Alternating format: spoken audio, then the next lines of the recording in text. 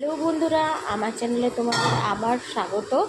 আজকে আমি করব, দেখো এখানে হচ্ছে দই পটল। দই পটল করতে কী কী লাগবে দেখো। এখানে পটলগুলোকে এরকম করে ভালো করে খোসা ছাড়িয়ে নিয়ে মাঝখান থেকে একটু করে কেটে নেওয়া হয়েছে। আর লাগছে তোমার পেঁয়াজ, টমেটো, কাঁচা লঙ্কা, এখানে একটু অল্প করে আদা কুচি, অল্প করে রসুন কুচি নেওয়া হয়েছে। এইগুলো না বেটে নেওয়া হবে। আর দই লাগছে। দইটা তোমার হচ্ছে পটলের মধ্যে দিয়ে লাস্টে এই যে পেঁয়াজটা দেখছো, লাস্টে পেঁয়াজটা বেরেস্তা করে পেঁয়াজটা দেওয়া হবে। তাহলে চলো দই পটলের রেসিপিটা দেখে নিই। দেখো এখানে একটা এরকম ধরনের আমি কড়াই বসিয়ে নেওয়া হয়েছে। এবার এর মধ্যে সরষার তেল দেওয়া হয়েছে। এই রান্নাটা পুরো সরষার তেলে হবে। কড়াই গরম হয়ে গেছে, এবার সরষার তেল বেশি করে দিয়ে দেবে পটলগুলো ভাজার জন্য।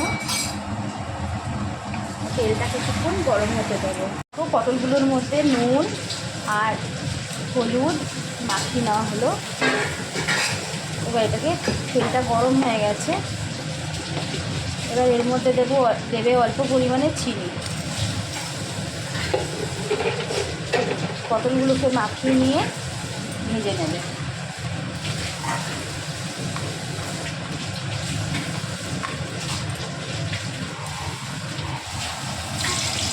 পটলগুলোকে ভালো করে ভেজে নিচ্ছে, তেলে দিয়ে দাও।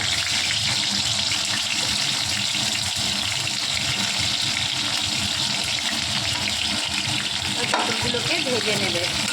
এর মধ্যে দিয়ে দিচ্ছে কাঁচা লঙ্কা, আদা, রসুন আর পেঁয়াজ আর টমেটো। এবার এটাকে পেস্ট করে নেবে। দেখো এগুলো পটলগুলো কিন্তু প্রায় ভাজা হয়ে গেছে। পটলগুলোকে নামিয়ে নেবে।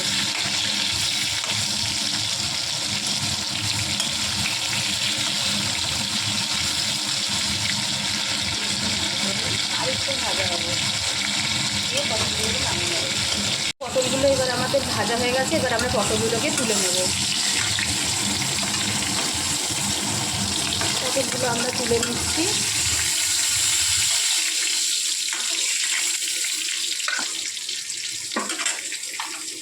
এবার তেলের মধ্যে দিয়ে দেবে পেঁয়াজ।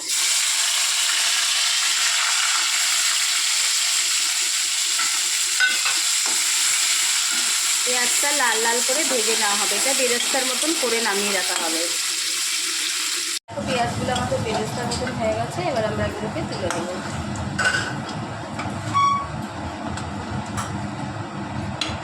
তেলের মধ্যে দিয়ে দেবো যে মশলাটা বেটেছিলাম, ওই মশলাটার মধ্যে তোমার ছিল আদা, রসুন, কাঁচা লঙ্কা, টমেটো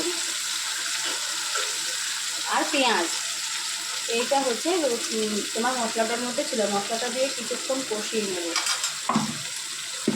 এখানে দেখো দইটা আমাদের একটু বেটে নেওয়া হয়েছে, মিক্সিতে একটুখানি পেস্ট করে নিয়েছি। তোমরা এটা হাতেও করতে পারো, আমি মিক্সিতে করে নিলাম। এদিকে তোমার যতক্ষণ মশলাটা ভালো করে কষা না হয়ে যাবে ততক্ষণ তোমার হচ্ছে কিন্তু এটাকে ভালো করে কষতে হবে। আর এই রান্নাটার মধ্যে কোনো হলুদ পড়বে না, এটা কিন্তু কোনো হলুদ পড়বে না। মশলাটা একটু টেনে যাক। এখানে কিন্তু মশলাটা প্রায় অনেকটাই হচ্ছে তোমার কষানো হয়ে গেছে, অনেকটাই বসে এসছে, বুঝতে পারছো। কিন্তু এখানে কিন্তু কোনো হলুদ দেওয়া হয়নি, কিন্তু হলুদ পড়বে না, এই রান্নাতে কোনো হলুদ পড়বে না।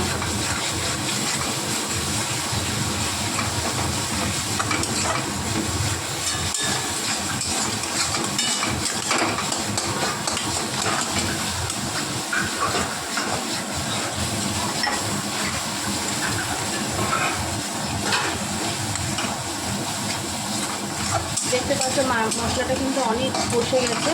এ দেখো তেল ছেড়ে ছেড়ে এসছে।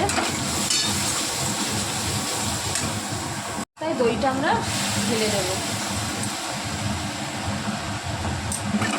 দইটা ঢেলে দিয়ে ভালো করে নিচ্ছি, মিশিয়ে নিচ্ছি মশলাটাকে। দই পটলে কিন্তু সবসময় দইটা একটু বেশি পরিমাণে থাকে। যদি ছোটো দইয়ের প্যাকেট হয় তাহলে কিন্তু এক প্যাকেট গোটা লাগবে, আর যদি বড় দইয়ের প্যাকেট হয় তাহলে কিন্তু দইটা কিন্তু তোমাদের হচ্ছে একটু এক বাটির মতন দিতে হবে। এবার তোমার হচ্ছে পটলটা দিয়ে দেবে, কারণ পটলটা দিয়ে দইটার সঙ্গে ফুটতে দিতে হবে। পটলটা দিয়ে এবার দইয়ের সঙ্গে ফুটতে দেবে।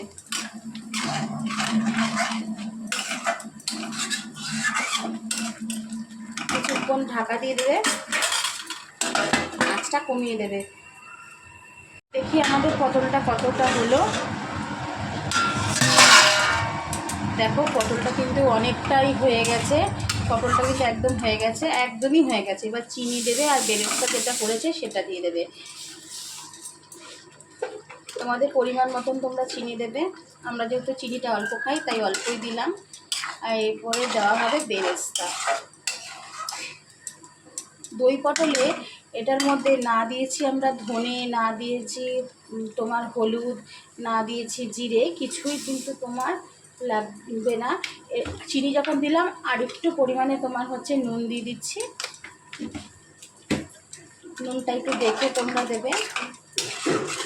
এবার বেরেস্তাটা দিয়ে দেবে, আঁচটা একটু বাড়িয়ে দিলাম, বেরেস্তাটা দিয়ে দেবে। দই পটলে কিন্তু ধনে জিরে গুঁড়ো বা ভালো লাগে না, তাই কিন্তু এখানে দেওয়া হয়নি।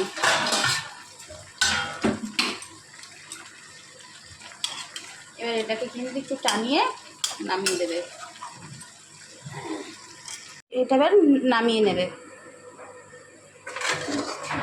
নামিয়ে নিয়েছে।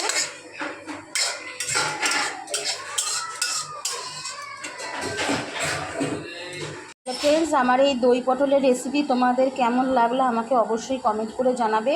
এটা কিন্তু খুব হালকা মতন হলো, ঘরোয়া পদ্ধতিতে তোমার হচ্ছে করা হয়েছে।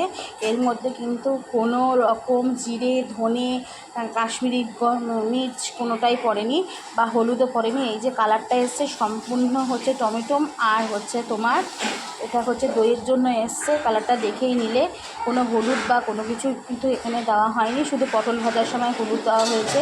তাহলে আমার এই ভিডিওটা ভালো লাগলে অবশ্যই লাইক সাবস্ক্রাইব করে দিও, আর অবশ্যই কমেন্ট করতে কিন্তু ভুলো না।